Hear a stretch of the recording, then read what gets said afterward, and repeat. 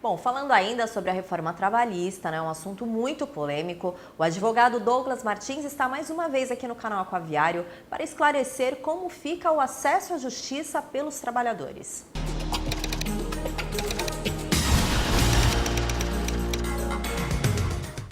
Olá, nós vamos continuar a discussão sobre a reforma trabalhista. O tema de hoje é acesso à justiça.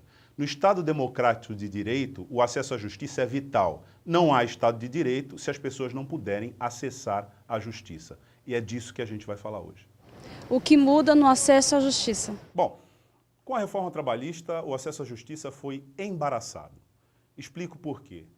Um trabalhador pobre, e o que é um trabalhador pobre nos termos da lei? É aquele que não pode acionar a justiça sem dispor das suas economias para pagar o alimento, para pagar o aluguel, enfim, para pagar suas necessidades cotidianas diárias. Esse é o trabalhador pobre. A tradução desse trabalhador na justiça é beneficiário de gratuidade de justiça. Quando um trabalhador é beneficiário de gratuidade de justiça, ele não paga as custas do processo. A gente sabe que o processo tem custas. Tem honorários, tem perícia, tem taxas, tem emolumentos. Essas são as custas processuais. Claro que se o trabalhador não pode dispor de dinheiro para pagar essas custas sem comprometer os seus alimentos, ele é considerado um trabalhador pobre e para a justiça ele pode ser beneficiário da gratuidade de justiça.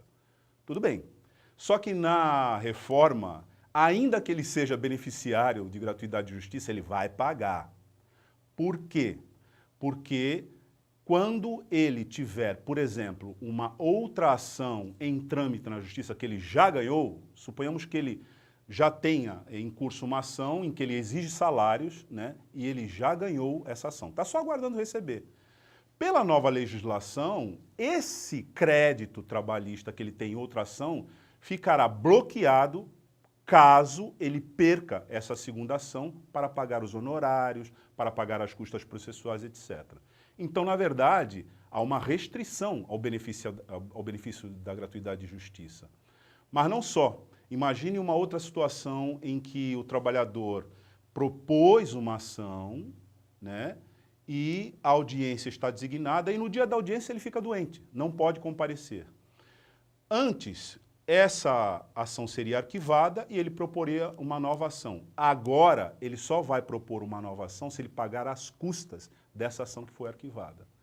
Todas essas modificações, em prejuízo do trabalhador, foram introduzidas pela reforma trabalhista. É evidente que a reforma tem uma filosofia de punir o trabalhador que ganha baixos salários ou o trabalhador que está desempregado, em favor do patrão. Por quê? Porque se até os créditos judiciais que ele tem são bloqueados para pagar o patrão na hipótese de uma sucumbência, é evidente que esse trabalhador vai pensar 2, 3, 4 vezes antes de propor ação.